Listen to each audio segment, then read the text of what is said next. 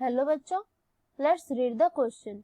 A solid sphere of mass 0.50 kg is kept on a horizontal surface. The coefficient of static friction between the surfaces in contact is 2/7.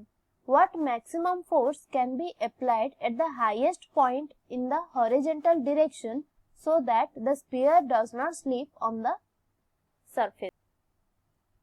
तो यहाँ पर कहा गया है एक solid sphere है जिसका मास है 0.50 kg. वो एक हॉरिजॉन्टल सरफेस पर रखा हुआ है और दोनों सरफेस के बीच स्टैटिक फ्रिक्शन दिया है. Coefficient of static friction 2/7. तो हमें पूछा गया है उसके हाईएस्ट पॉइंट पर हॉरिजॉन्टल डायरेक्शन में कितना मैक्सिमम फोर्स डाला जा सकता है जिसकी वजह से वो स्फीयर स्लिप नहीं करेगा सरफेस पर, मतलब वो रोलिंग करेगा सरफेस पर.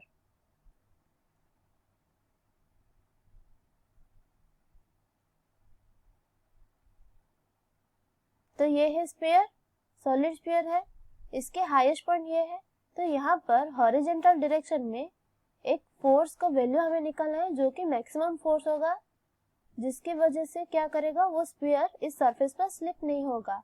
और इसमें फ्रिक्शन इस डायरेक्शन में पड़ेगा, ये लिख लेते हैं हम स्मॉल f, फ्रिक्शनल फोर्स. ये है सेंटर और इसका रेडियस है r.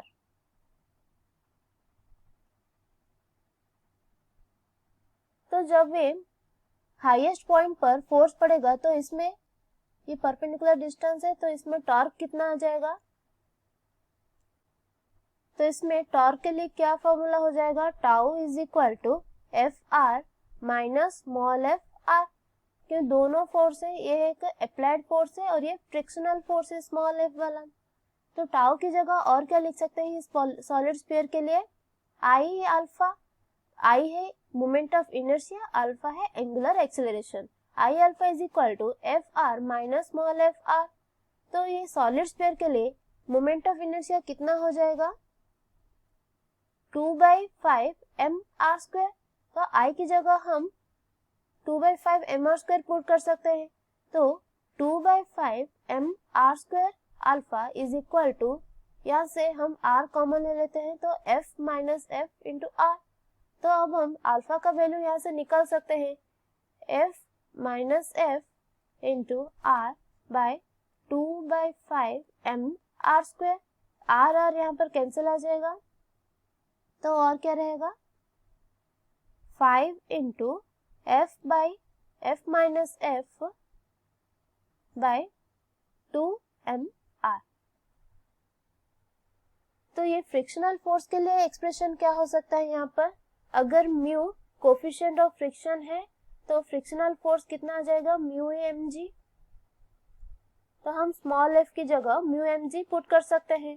तो अल्फा कितना आ जाएगा, 5 into F minus mu mg by 2mr. ये हो जाएगा एंगुलर एक्सेलरेशन के लिए एक्सप्रेशन. अब हम लीनियर एक्सेलरेशन निकाल सकते हैं. इसे हम ले लेंगे a. तो a is equal to total force by mass. Total force यहाँ पर ये कैपिटल F और स्मॉल f दोनों हो गए, दोनों सेम डायरेक्शन में है तो हम लिख सकते हैं net force F plus F divided by mass हम लेते हैं m. तो यहाँ पर एक्सेलरेशन आ गया F plus F by m.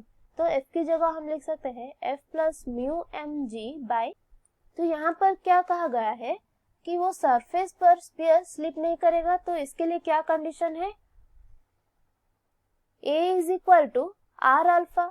इस कंडीशन जब ट्रू होगा तब हम कह सकते हैं कि वो स्फीयर सरफेस पर स्लिप नहीं करेगा.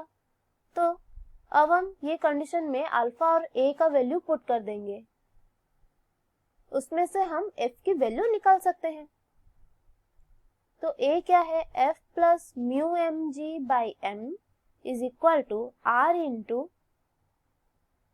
5 into f minus mu mg by 2mr. ये r कैंसिल हो जाएगा, m कैंसिल हो जाएगा.